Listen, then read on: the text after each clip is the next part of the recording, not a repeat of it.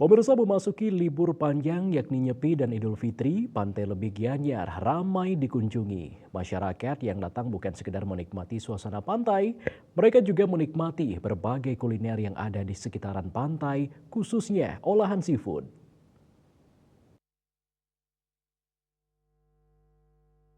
Memasuki suasana liburan, Pantai Lebih yang berlokasi di Desa Lebih, Kecamatan Gianyar semakin ramai dikunjungi masyarakat.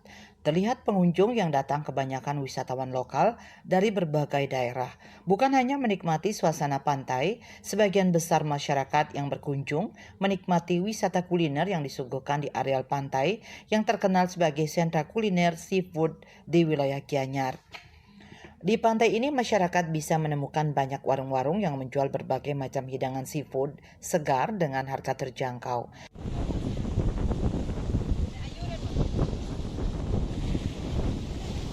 Berbeda dengan pantai lainnya yang ada di Bali, Pantai Lebih memiliki karakteristik pasir hitam.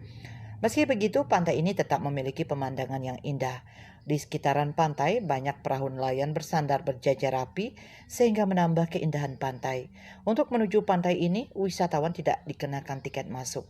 Bagi pengunjung, telah disediakan parkir luas dengan biaya minim sehingga cukup hemat untuk berlibur ke Pantai Lebih bersama keluarga sembari menikmati sajian kuliner yang beragam. Sukma Bali TV.